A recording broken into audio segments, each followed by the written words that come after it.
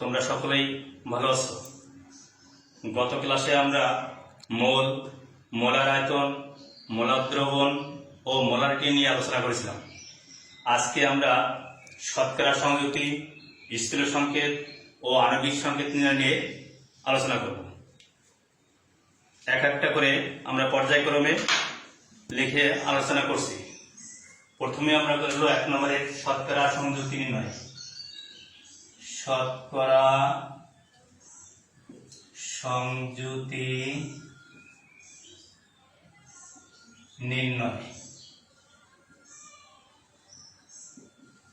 কোন যৌগে মৌলসমূহ 100 ভাগের ভিতরে কত ভাগ করে আছে একে দেখানো হলো ওই যৌগে মৌলসমূহের শতকরা সংযুতি নির্ণয়।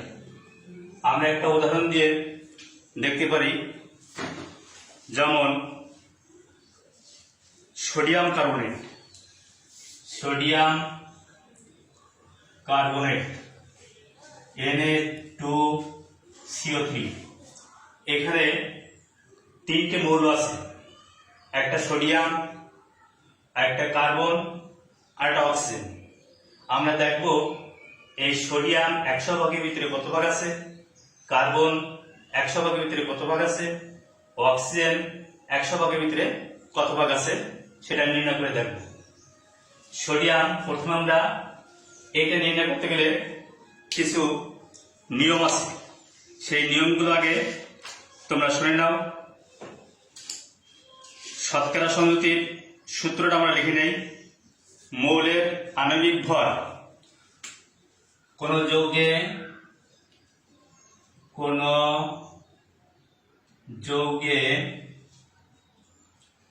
মৌলের শতকরা সংযুতি সমান কোন যৌগে মৌলের শতকরা সংযুতি সমান মৌলের পারমাণবিক ভর, মৌলের পারমাণবিক ভর গুণ পরমাণুর সংখ্যা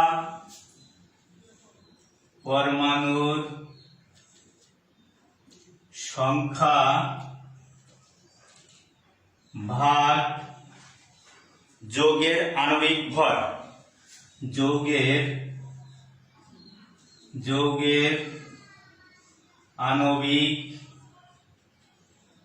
আণবিক ভর গুণ 100। এটা হলো সূত্র। এবার আমরা প্রথমে সোডিয়াম কার্বনেট, এই সোডিয়াম কার্বনেটের আগে আণবিক ভর নির্ণয় করব। প্রত্যেকের পারমাণবিক ভর দিয়ে আণবিক ভর নির্ণয় করতে হয়।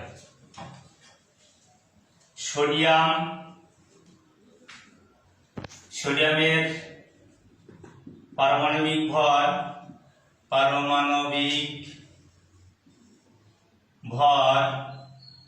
সমান হলো 23। সোডিয়ামের পারমাণবিক ভর 23।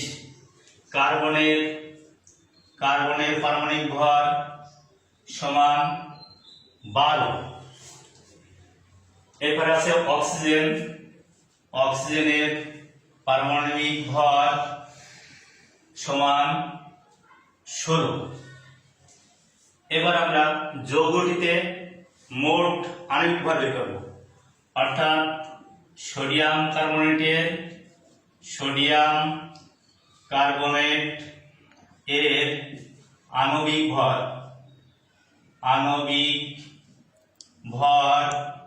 সমান, প্রথমে আমরা দেখব সোডিয়ামের পারমাণবিক ভর আছে 23 আর সোডিয়ামের পরমাণু সংখ্যা আছে 2, তাহলে 23 গুণ 2 যোগ কার্বন আছে একটি পরমাণু, তাহলে কার্বন একটি পরমাণু যোগ 12।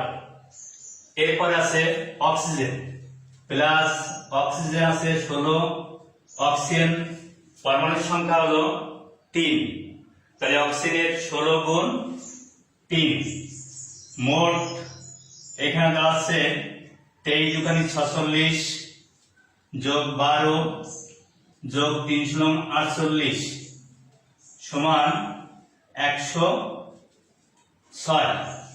সোডিয়াম কার্বনেটের আণবিক ভর তাহলে কত পেলাম আমরা 106। এবার আমরা প্রত্যেকটা মৌলের শতকরা সংখ্যা নির্ণয় করব।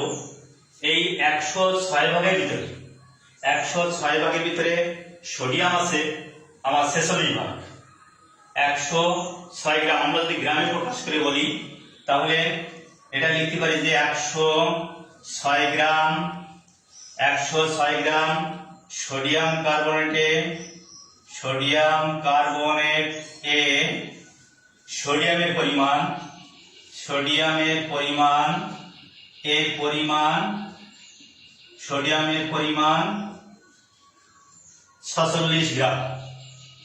46 গ্রাম। তাহলে এবার আমরা 1 গ্রামে কত হবে আর 100 গ্রামের ভিতরে আমরা উপরে লিখছিল শতকরা সংখ্যা, অর্থাৎ 100 ভাগের ভিতরে ওই মৌলটার কি পরিমাণ আছে সেটা দেখানো। তাহলে 1 গ্রাম সোডিয়াম কার্বনেট এ সোডিয়ামের পরিমাণ সমান 46 ভাগ 106। এরপরে 100 গ্রামের মধ্যে 100 গ্রাম সোডিয়াম কার্বনেট এ সোডিয়াম এর পরিমাণ সমান 46 গুণ 100 ভাগ 106।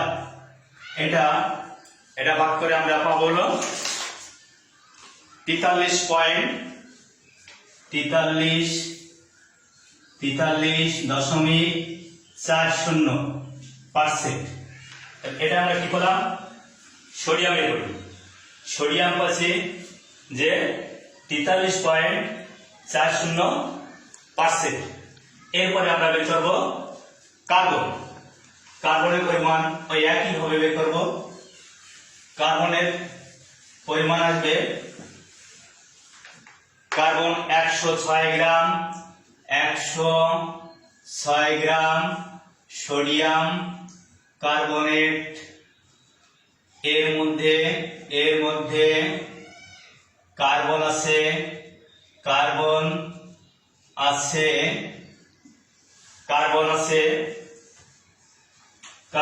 12 গ্রাম। 106 গ্রাম সোডিয়াম কার্বনেটের মধ্যে কার্বন আছে 12 গ্রাম। এরপরে 100 গ্রাম সোডিয়াম কার্বনেটের মধ্যে কার্বন আছে 12 গুণ 100 ভাগ 106 গ্রাম সমান হলো 10 কত লোক 11.32%। এটা আমরা পার্সেন্ট গ্রাম হলো পার্সেন্ট লিখতে পারি। এরপরে আছে সোডিয়াম কার্বনেটের পরে কার্বনের পরে আছে হলো অক্সিজেন। এবার অক্সিজেন আছে 106 গ্রাম সোডিয়াম কার্বনেট এর মধ্যে অক্সিজেনের পরিমাণ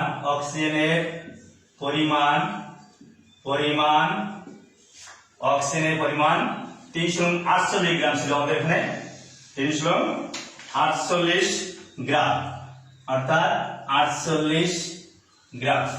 এবার 100 গ্রাম সোডিয়াম কার্বনেট এর মধ্যে অক্সিজেন এর পরিমাণ 48 গুণ 100 ভাগ 106 সমান 45.28%। এইটা তাহলে কি হলো, এটা আমরা একসঙ্গে এবার লিখতে পারি যে একসঙ্গে একটা লিখতে পারি সোডিয়াম কার্বনেটে সোডিয়াম কার্বনেট এ সোডিয়াম এর পরিমাণ সোডিয়ামের পরিমাণ 43.40% কার্বনের পরিমাণ 11.32% এবং অক্সিজেনের পরিমাণ সমান 45.28%। তাহলে কি দাঁড়ালো? এগুলো আবার যোগ করলে আমাদের 100 ভাগ হবে। এইগুলো যোগ করে দেখো সবগুলো 100 ভাগ এ পরিণত হবে। এইটা আমরা ভাঙায় দেখছি এক একটা করে ঐকিক নিয়ম। আমরা ছোটবেলায় যে ঐকিক নিয়ম করেছি 80 অথবা 6-7 সেই ঐকিক নিয়মের নিয়ে আমরা এটা করলে এগুলো পেলাম।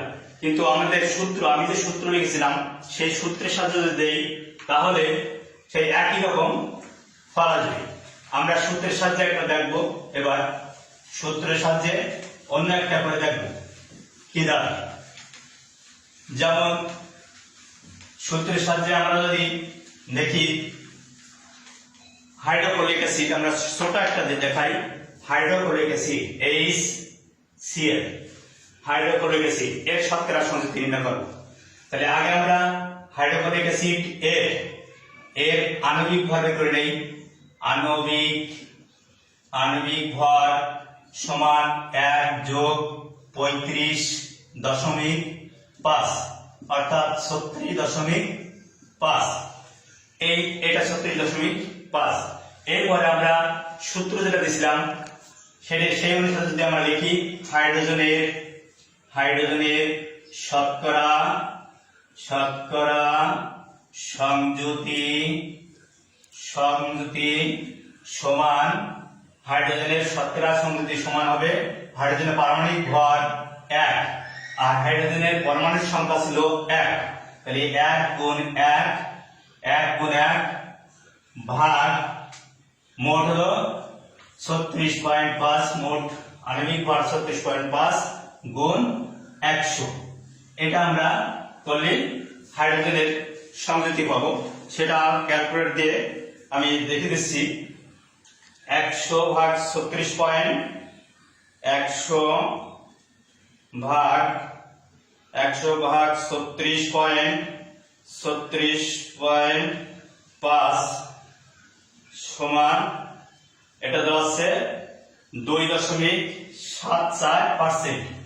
2.74%। এটা হলো হাইড্রোজেনের সংযুতি। আমরা সংক্ষেপে লিখলাম। আমরা আগেরটা বিস্তারিত লিখেছিলাম ঐকিক নিয়মের সাহায্যে, আর এটা আমরা সূত্রের সাহায্যে সংক্ষেপে করলাম। এবার ক্লোরিনের শতকরা সংযুতি সমান 1। ক্লোরিন হলো 35.5। ক্লোরিন এখানে একটা ক্লোরিন আছে, একটা পরমাণু ক্লোরিন আছে, ওটা আমরা গুণ দেবো 1 ভাগ 36.5 মোট আণবিক ভর। এরপরে গুণ হবে 100। তাহলে এটা আমরা যদি ভাগ করে দেখি তাহলে কি দাঁড়ায়? এটা হলো দাঁড়াচ্ছে 35.5 ভাগ 36.5। তাহলে এটা 97.26%। এটা আমরা সংক্ষেপে এভাবেও নির্ণয় করতে পারি। এ পর্যন্ত আমরা শতকরা সংযুতির পুরো নিয়মটা লিখে এবং বোর্ডে ব্যাখ্যা দিয়ে বুঝিয়ে দিলাম। এরপরে আসবো আমরা শতকরা সংযুতি থেকে কিভাবে আমরা স্থূল সংকেত নির্ণয় করতে পারি। সেই স্থূল সংকেত কাকে বলে এটা আমরা একটু দেখা হয়েছে। যে সংকেত দিয়ে অণুতে বিদ্যমান পরমাণুগুলো অনুপাত প্রকাশ করে তাকে স্থূল সংকেত বলা হয়। যেমন দেখো, hydrogen peroxide H2O2, hydrogen peroxide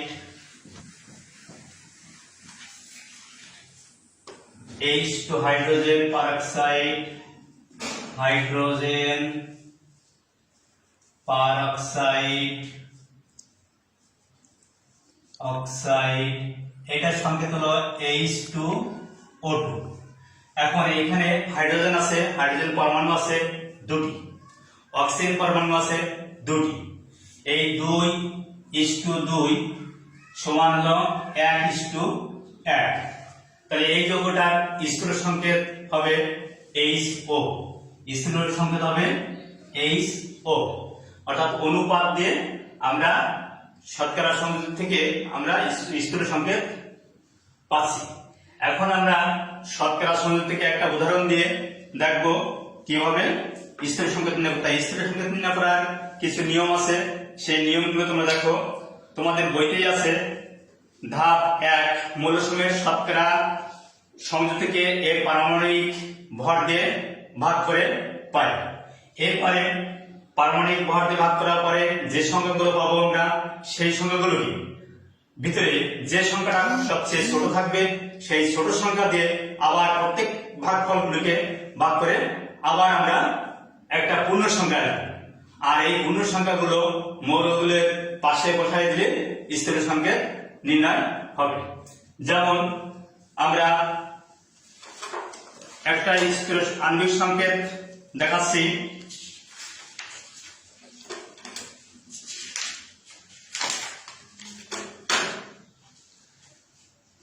যেমন মনে করো, হাইড্রোজেন যদি কোনো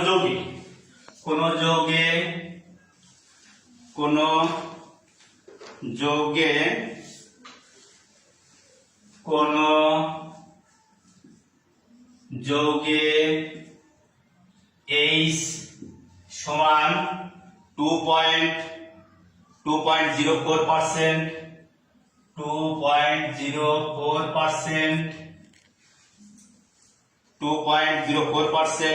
S সমান 32.65%, অক্সিজেন 65.34, অক্সিজেন 65.30%, এটা দেওয়া আছে। মনে করো এটা কোন যৌগের H হলো এত পার্সেন্ট, হাইড্রোজেন সালফার হলো এত পার্সেন্ট, অক্সিজেন হলো 65.30%। আমরা এর থেকে স্থূল সংকেত নির্ণয় করব। প্রথমে আমি বলেছি মৌলসমূহের প্রত্যেকের পারমাণবিক ভর দিয়ে ভাগ করব, প্রত্যেকের পারমাণবিক ভর দিয়ে ভাগ করে পাই। মৌলসমূহের শতকরা পরিমাণ কি? মৌলসমূহের শতকরা পরিমাণকে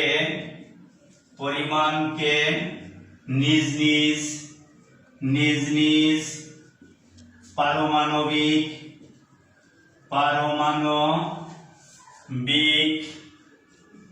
ভর দ্বারা ভাগ করে পাই।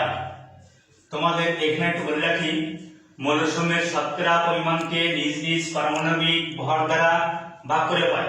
তোমাদের বইতে এখানে আছে পারমাণবিক সংখ্যা, কিন্তু পারমাণবিক সংখ্যা কিন্তু হবে না, ওইটা বইটা হলো প্রিন্টই বলেছে, ওইখানে পারমাণবিক সংখ্যার জায়গায় পারমাণবিক ভর হবে, ভর দিয়ে ভাগ করতে হবে। তাহলে আমরা হাইড্রোজেনের পারমাণবিক ভর আমরা জানি 1, তাই 2.04 ভাগ 1 সমান 2.04।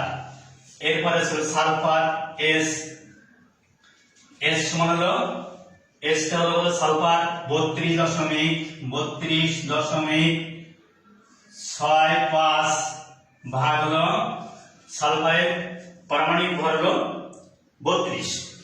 তাহলে সালফারের পারমাণবিক ভর 32 যদি আমরা ভাগ করি তাহলে কত পাবো? 32 দিয়ে ভাগ করলে 1.02, 1.02। এরপর আছে অক্সিজেন, অক্সিজেন সমান 65.30, এটা অক্সিজেন হলো 16, অক্সিজেন হলো 16। তাহলে 16 দিয়ে ভাগ করলে অক্সিজেন 16 দিয়ে ভাগ করলে কত আসবে? 16, অক্সিজেন 65.30 ভাগ 16 সমান 4.08, 4.08। এটা বললাম আমরা হলো প্রত্যেকের পারমাণবিক ভর দিয়ে ভাগ করে। এরপরে আসছে এদের ভিতরে, আমি বলেছি 2 নম্বর নিয়ম বলেছিলাম যে এদের ভিতরে যেটা ক্ষুদ্রতম সংখ্যা থাকবে, এই ক্ষুদ্রতম সংখ্যা দিয়ে আমরা আবার প্রত্যেককে ভাগ করব। এর ভিতরে ক্ষুদ্রতম সংখ্যা আছে 1.02, 1.02 দিয়ে আমরা আবার প্রত্যেককে ভাগ করব। তাহলে আবার হাইড্রোজেন আসছে, এদের ভিতর লিখতে হবে এখানে, এদের ভিতর ভাগফলগুলোর ভিতর আর কি, এদের ভিতর ছোট সংখ্যা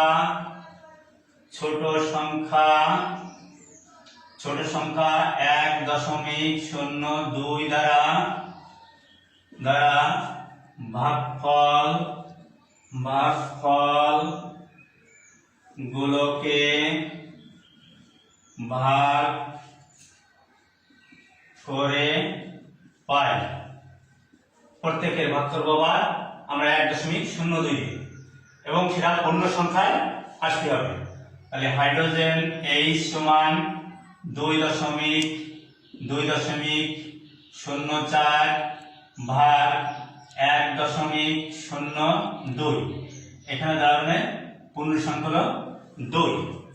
এরপরে হলো সালফার, সালফার আছে S, সালফার এটা আছে 1.02 ভাগ 1.02 সমান আছে 1। আমি উপর থেকে একটু মুছে দেই, কোন যোগের এটা থাকলো না। তাহলে এরপরে থাকলো কি, এরপরে আছে অক্সিজেন, অক্সিজেন সমান, অক্সিজেন হলো 4.008 ভাগ 1.02 সমান 4। তাহলে কি বললাম, এখানে পূর্ণ সংখ্যা হাইড্রোজেন পাইছি 2, সালফার পাইছি 1, অক্সিজেন পাইছি 4টি। এখন এইগুলো আমরা প্রত্যেকটা পাশাপাশি লিখে তাদের পাশে এই পরমাণু সংখ্যাগুলো দিয়ে দেব। এরপরে অতএব যৌগটির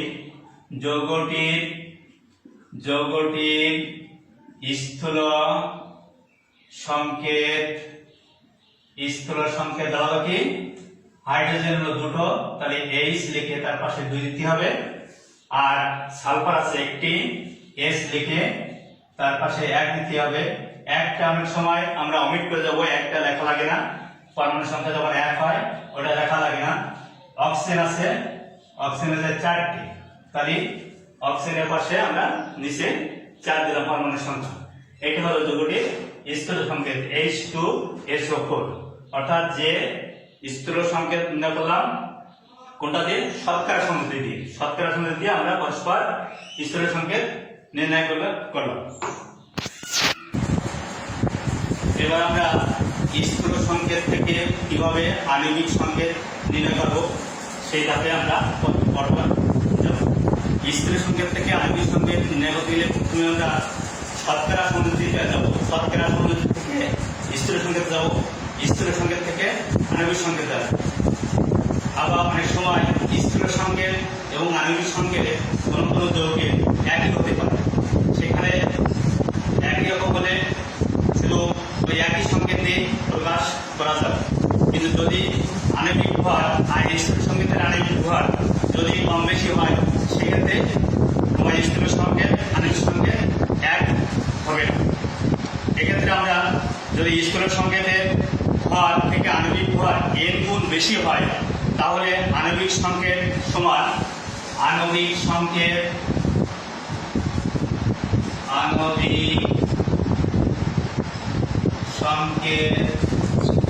সমান স্থূল সংকেতের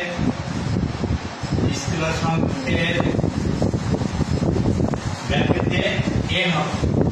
n সমান হবে n হলো যৌগটির আণবিক ভর, n সমান হবে যৌগটির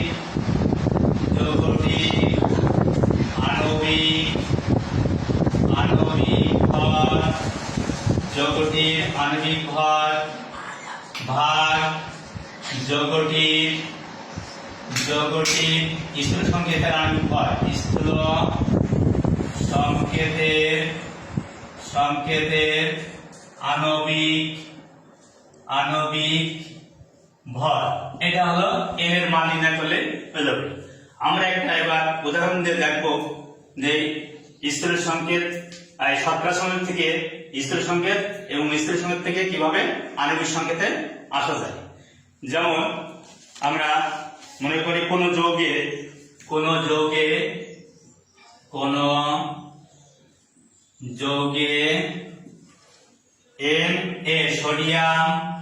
সোডিয়াম সমান 43.40%, সোডিয়াম কার্বন সমান 11.32%, অক্সিজেন সমান 45.28%। এটা দেওয়া আছে। আবার আণবিক ভর যৌগটার আণবিক ভর দেওয়া থাকতে হবে। যদি যৌগটার আণবিক ভর 106, যৌগটির আণবিক ভর 106, তাহলে যৌগটির আণবিক সংকেত নির্ণয় করো। এটা লেখা থাকলে আণবিক ভরটা থাকলো যৌগটির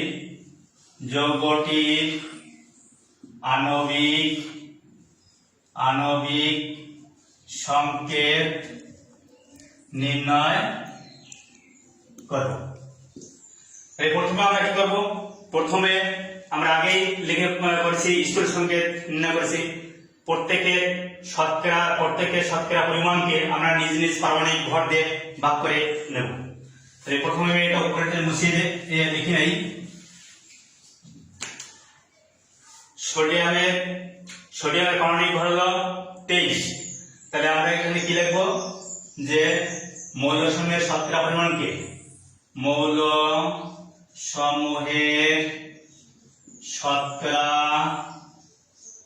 পরিমাণকে নিজ নিজ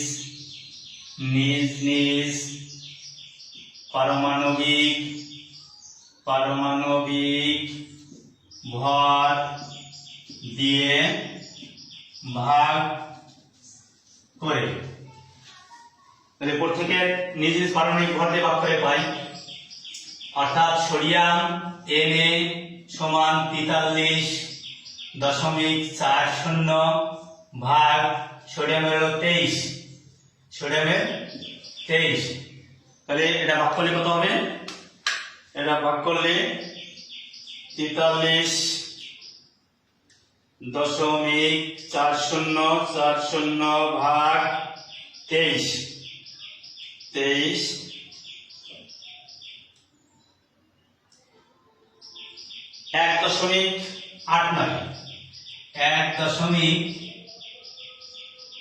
1.89। এরপর আসছে সোডিয়ামের পরে হলো কার্বনে আছে কত? কার্বন সমান 11.32 ভাগ হবে কত কার্বনের 12, কার্বনের 12 ভাগ করে কত হচ্ছে কার্বনের 11.32 ভাগ 12 সমান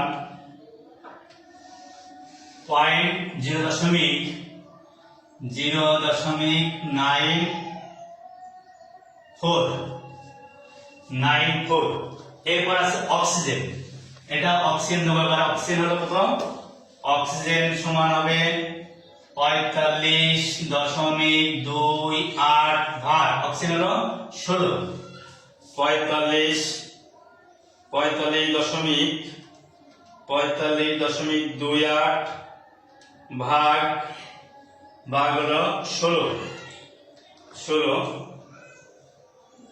হলো 2.83। এরপরে হলো এদের ভিতরে ছোট সংখ্যা, আছে কোনটা, ছোট সংখ্যা হলো এদের ভিতরে ছোট সংখ্যা 0.94, এই 0.94 দিয়ে আমরা আবার ভাগ করব। তাই এদের ভিতর ছোট সংখ্যা 0.94 দ্বারা ভাগফল গুলোকে ভাগ করে পাই। সেক্ষেত্রে কি হবে, সোডিয়াম Na সমান হলো 1.89, তাহলে ভাগ হলো 0.94।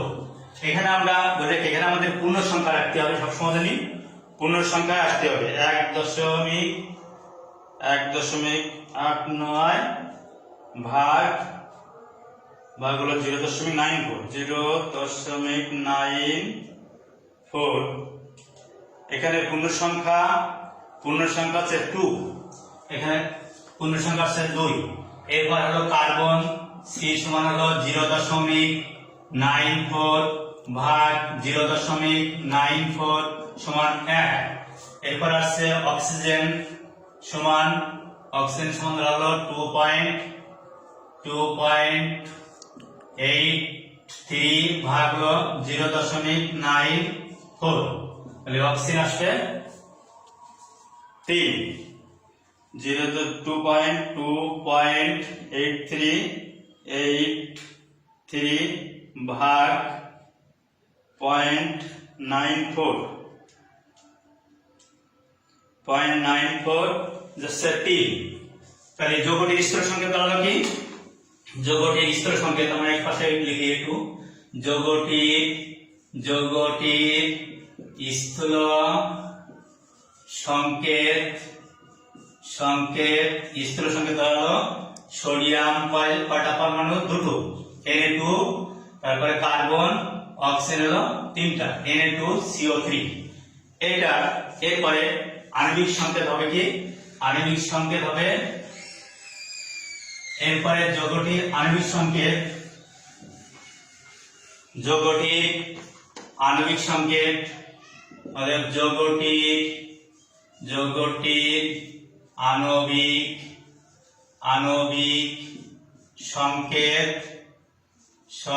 সমান হবে স্থূল সংকেতের ব্র্যাকেট দিয়ে n। এই n আমরা আগে লিখে নিয়েছি, nটা কি জিনিস প্রথমে লিখে নিয়েছি n সমান, এবার n সমান বের করব যৌগটির এর আণবিক ভর, আমরা 106 লিখেছিলাম প্রথমে, তাহলে 106। আর স্থূল সংকেতের আণবিক ভর বের করতে হবে আমাদের এখানে, স্থূল সংকেতের আণবিক ভর এখানে আমি বের করে দেখাই। স্থূল সংকেতের আণবিক ভর সমান, স্থূল সংকেতের আণবিক ভর সমান আসছে সোডিয়াম 23 গুণ 2 যোগ 12 যোগ 16 গুণ 3 সমান হলো 106। তাহলে এটা 106 যোগ করলে n এর মান হলো 1। তাহলে আমরা কি করব, এবার যৌগটির আণবিক সংকেত অতএব যৌগটির